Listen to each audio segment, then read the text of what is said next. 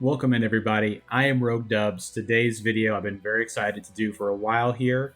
We are doing a tier list of the emblems. Just to give you a quick rundown of what the selection criteria will be, the ranking criteria that is. We're going off of, if you were to receive this emblem as one of your random emblem choices, the relative strength on a imaginary blank default character with no, additional benefits like, increased attack items with burn, increased attack with how many, wisdoms you have, or unique tactic, anything like that. So if you were to get a random emblem, on a character that you don't have any synergy on at all, which one is the strongest? That's not to say that there are not situations where you would take any of these emblems on certain characters. You're gonna take a lot more speed with Hanzo, for instance, because he gets bonus attack for how fast he is, things like that. So just keep that in mind. This is my opinion. I would love to have some discussion in the comments about this. I think it's a very interesting topic to discuss, and I'm sure there's going to be some differing opinions. But that's what's fun. It's exciting to have that discussion with you guys. So looking forward to getting into this here, getting kind of your perspective as it differs from mine, which I'm sure it will. With that being said, we're going to go ahead and start. I think it'll be easier to kind of understand where I'm coming from with these rankings before we see the first one in action. So we are going to lead off here with Vigor. And for Vigor, we are going to start off here with a D tier emblem. So looking at Vigor, you're wanting to get level 1 for sure. Interrupt telegraphed attacks. And I kind of mentioned this in my build guide video, but after you get that first level where you're able to interrupt those purple attack that the certain enemies do, after that, a lot of this stuff is just stuff that's nice to have, but you really don't need it to win.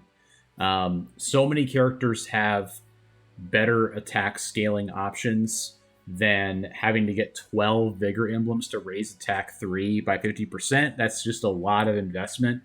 The characters that are in the Vigor tree as well, a lot of them are really good. A lot of them are really strong, but there are some that are not particularly helpful as far as enabling certain things. There's a lack of representation of like ice in Vigor. There's not too many mixed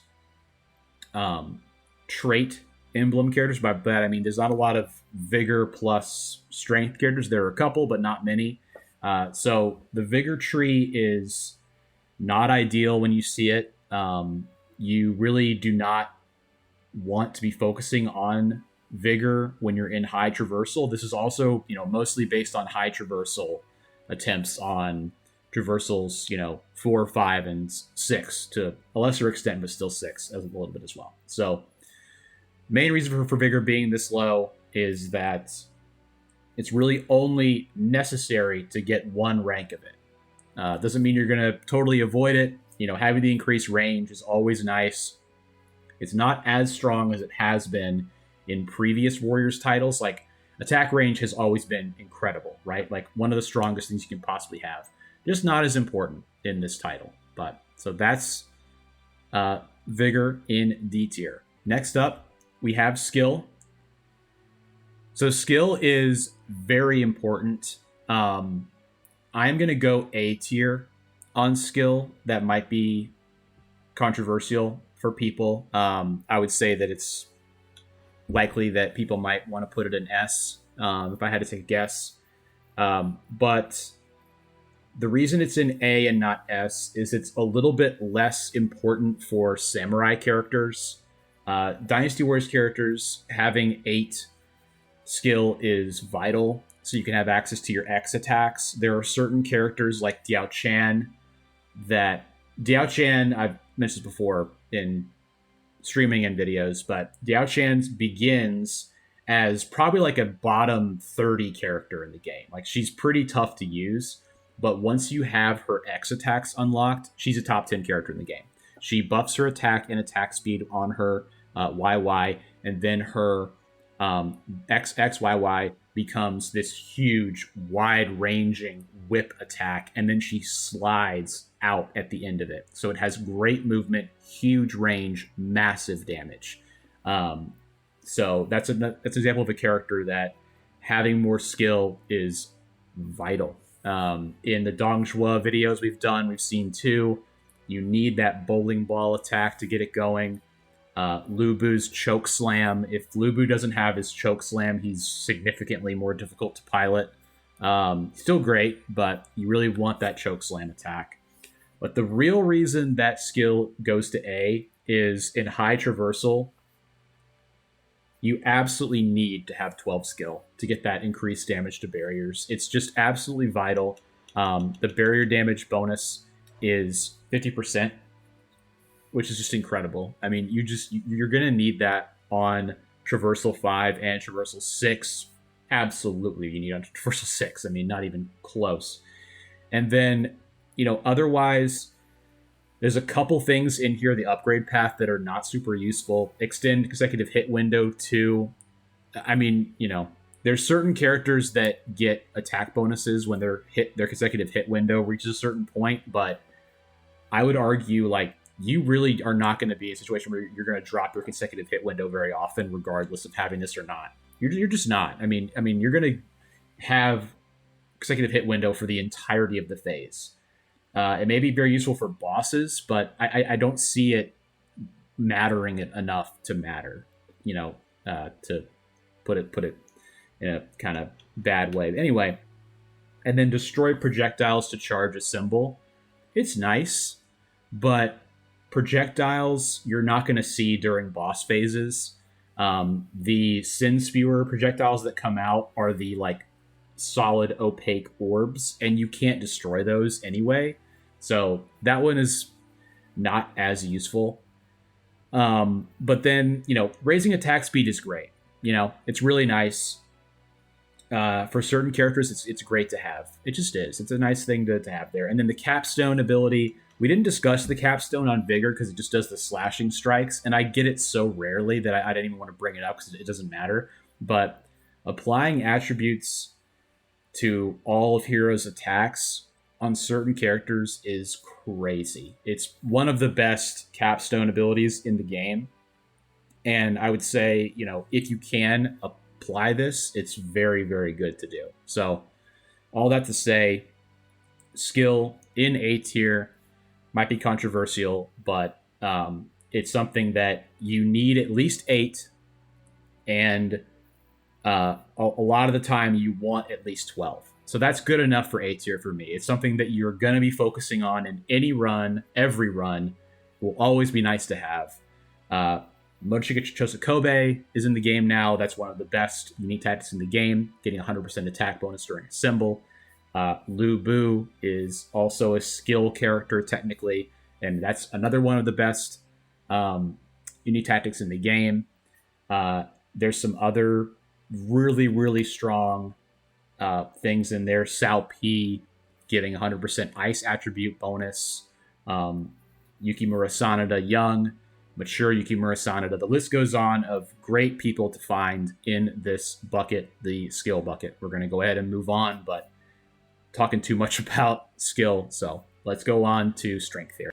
So strength, probably not going to be a big shock to anybody that knows the channel, that knows how I feel.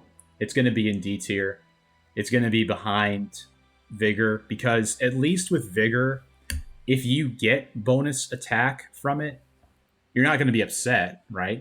I mean, getting more attack is nice.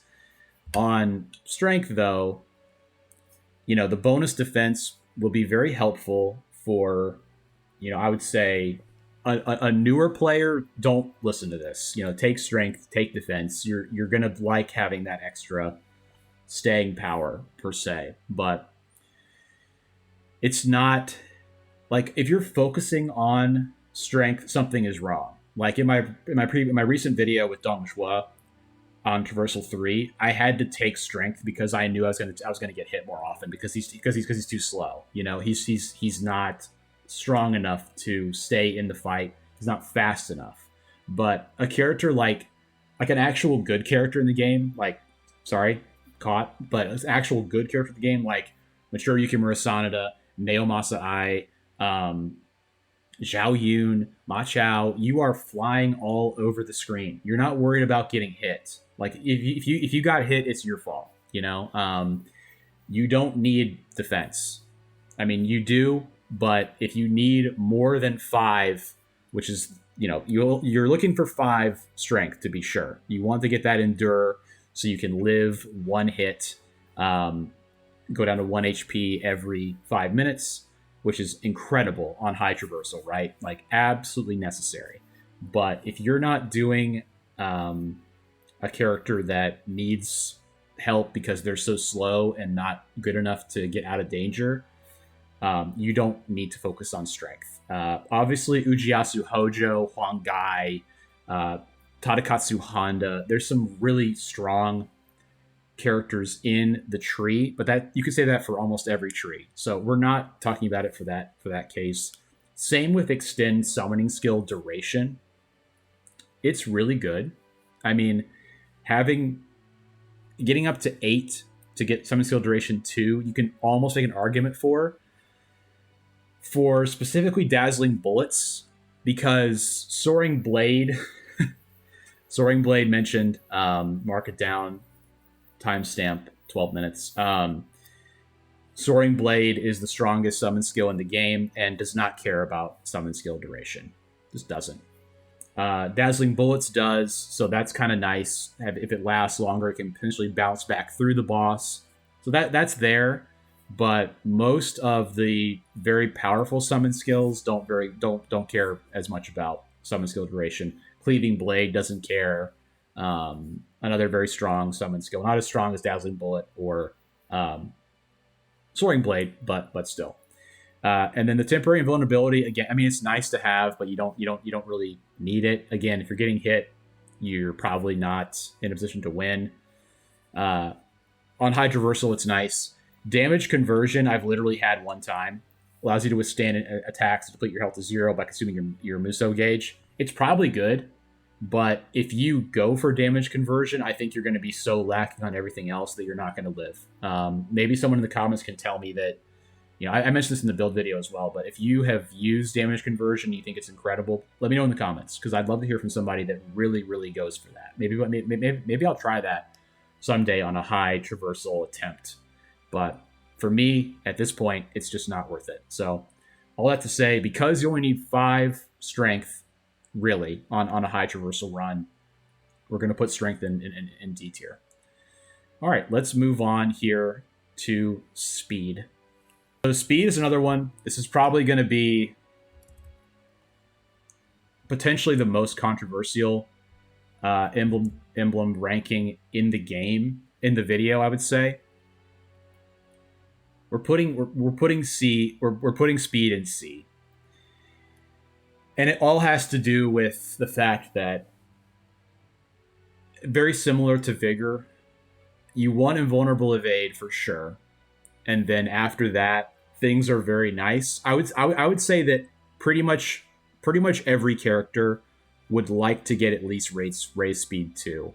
Because being able to just run away from attacks, by the way, like for beginner players for this game, when you're fighting like Tamahami, for instance, just run. Like when he does the attack where he does the 3 either like expanding circles of damage or the 3 like waves that he puts out in the cone, just run out of the way. Don't waste your evasion unless you have a lot of evasion cooldown reduction. As long as you're fast enough, you'll be able to just move out of the way. Same thing with Goma, you want to save your evasions if you can, and for that reason you can get by with 6 speed with most characters. I love having more evasion count. I love having evasion reduction.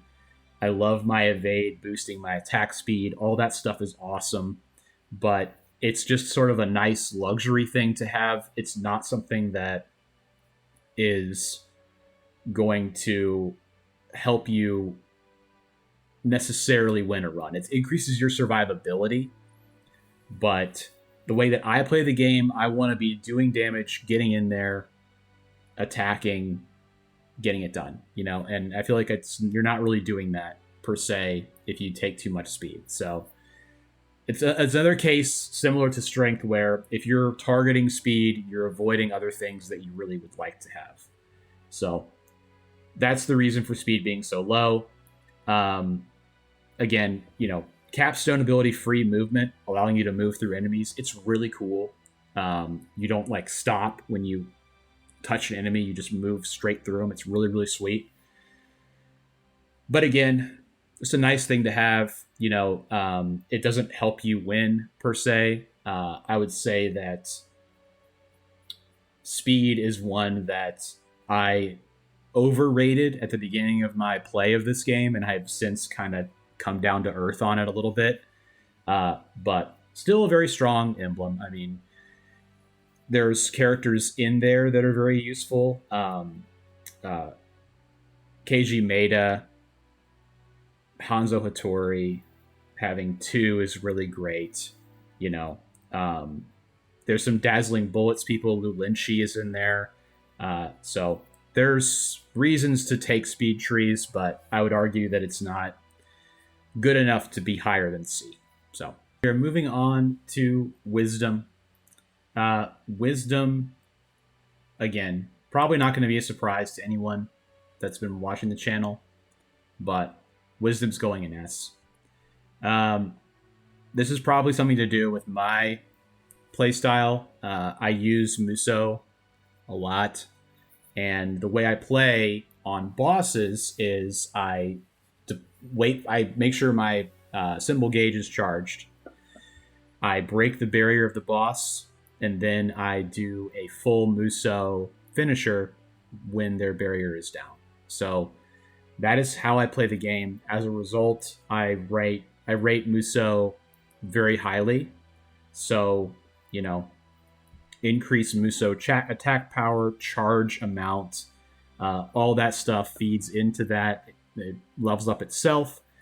You also have the lethal combination in Wisdom of Takakage Kobayakawa and Lusu. If you have those 2 in your formation, each getting a 3% buff. If you have 10 Wisdom, that's a 60% flat attack buff, which is incredible.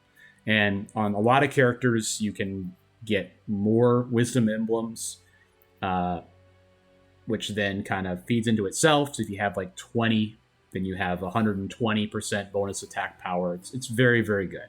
And Kobayakawa is incredible as well because he lowers the defense of the whatever is in his little zone, which is incredibly powerful. Kobayakawa is probably one of the strongest summon skills in the game. So all that to say, we love Wisdom around here. No surprise there. And then otherwise, consecutive hits restoring health is incredible. It's a very nice thing to have on high traversals, especially traversal 6, where you don't heal from leveling up. Having any source of healing is great. And you're going to be glad that you have that. Having something that's replenishing your health within the run. And then increase summon skill shots 3. So summon skill shots, unlike summon skill duration, has a very, very strong impact on the strongest summon skills in the game, being Dazzling Bullets and Soaring Blade. The more Soaring Blades you have coming out, the more Dazzling Bullets you have bouncing around, the better you're gonna be doing. And that also goes for, April Showers, which people love. Having more arrows raining down during phases is incredible. Having additional explosive bullets whizzing around is great. Additional amplifying orbs shooting out lasers is awesome. It's the best summon skill buff that we've seen so far. And, double Muso gauge, the capstone ability, it's the second best in the game. This allows you to use your Muso much more freely, especially when you're fighting, Goma on Traversal 5 and 6. Being able to cancel out attacks that you don't want to deal with, and then still having a Muso charge in reserve for when you do break the barrier is incredible.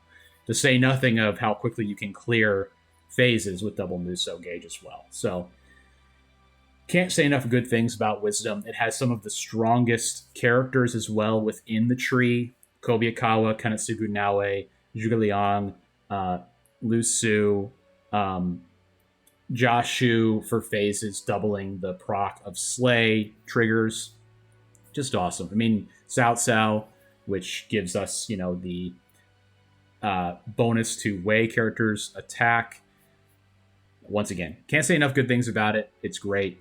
That's why it's an S tier. So we're going to move on here to Charm.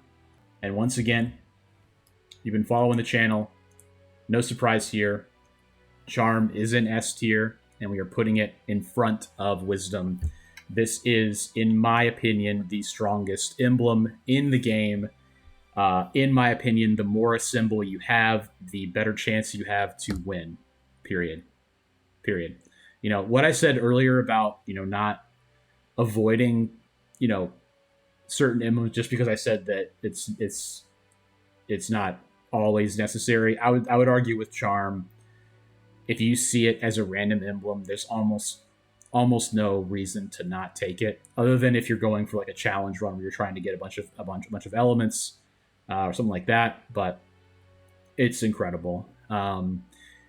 Solely really because of how much it buffs a symbol, and a symbol is the game. I mean, that is the game. What you're doing during a symbol is how your run is going to go. So fortify during a symbol to boost your attack and defense by 100% during a symbol, increase the duration by 100% with 16 charm. So you'll be in a symbol for longer, doing more damage, taking less damage.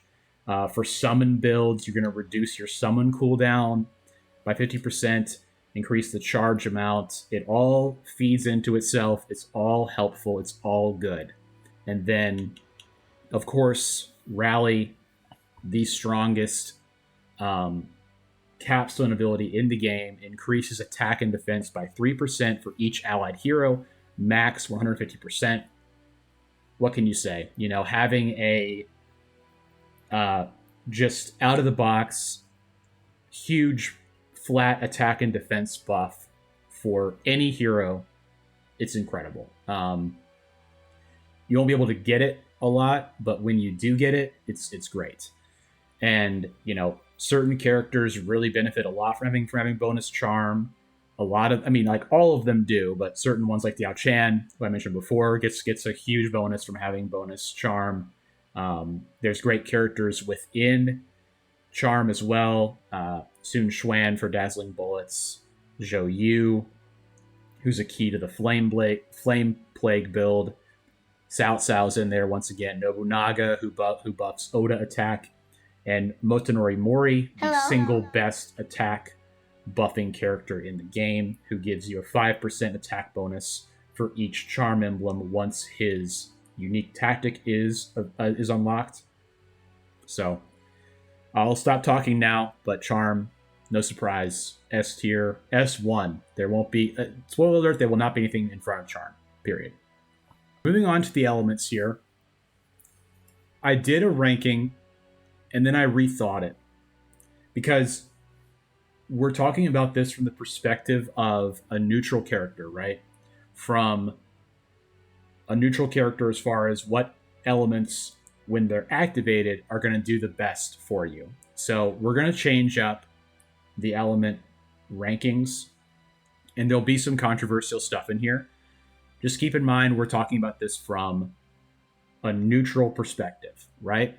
So for that reason, Flame is going to be a B tier, because you are getting at least the effect of the burning damage, but you need to invest quite a bit in Flame for it to be extremely powerful, right?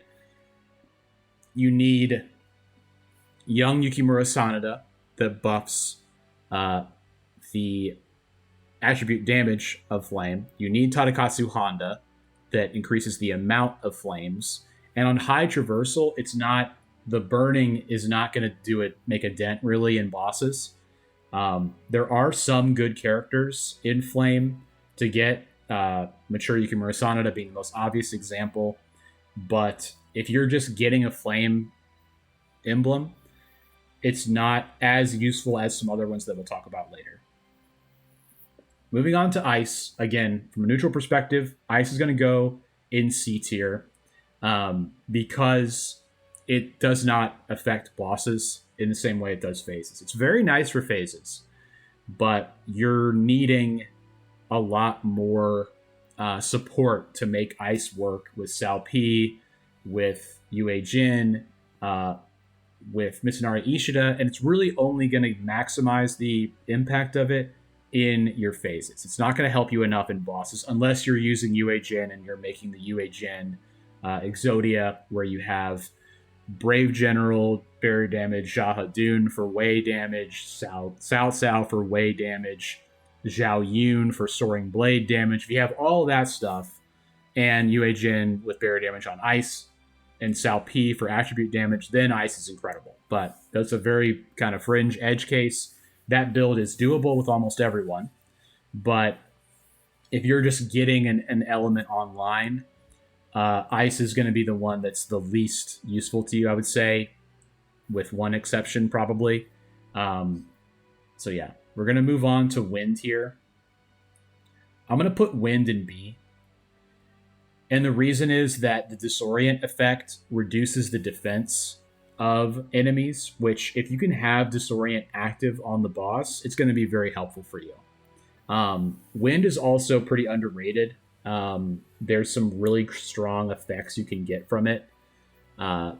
If you have enough wind, it gets better and better and better, as all elements do. But the more often you are proccing Disorient, the better it's going to be. It also has an underrated amount of great characters like Ujiyasu Hojo and Mochiga Chosokobe in Wind Trees are excellent. So for that reason, Wind is going to be a B tier above Ice. Bolt's going to be our only emblem that's in the S tier.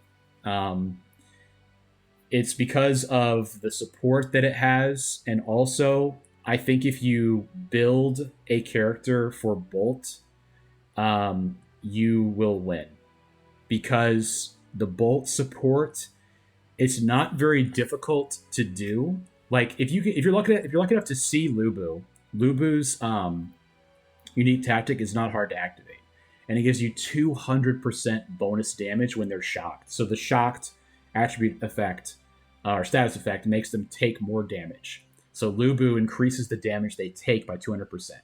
And then you have Genshio Tachibana that is boosting the attribute damage. They don't have like natural barrier damage. That's okay. You can find that elsewhere.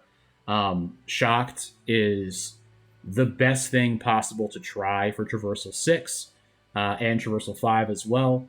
And I would say any character out of the box, if you approach it with Bolt in mind, you're going to do great. You're going to likely win, period.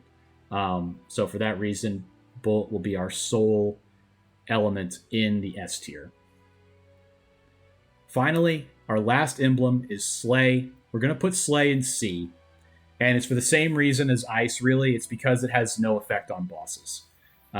It does, I think it does like a proportion of damage to the bosses, but it's not enough to warrant taking more Slay than any other emblem or element, for that matter.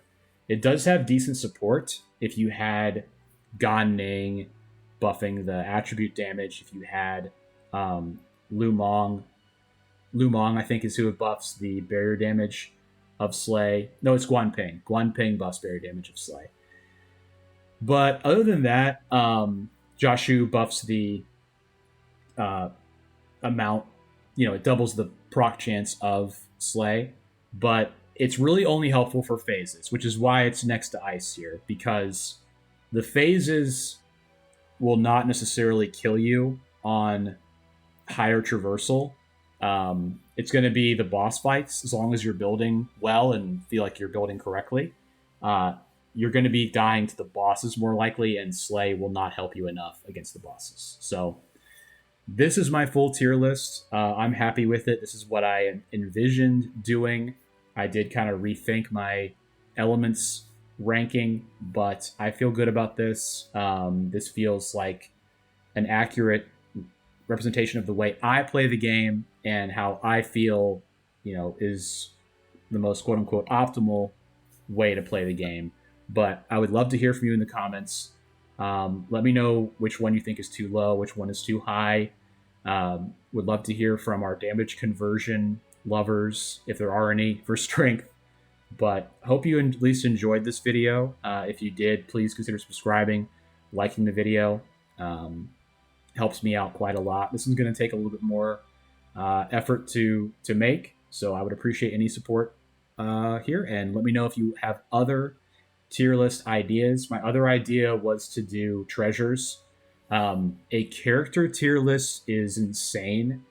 There are people that do stuff like that really go all out and make full character tier lists. That would be something that would take me a long time to put together, and I haven't used all the characters yet either, so it'd be hard to remember, to be honest. I mean, there's 115 characters, but if you guys really want one, I'll do my best, but it would be crazy. So we'll do the treasure one, I think, next, and that'll be fun.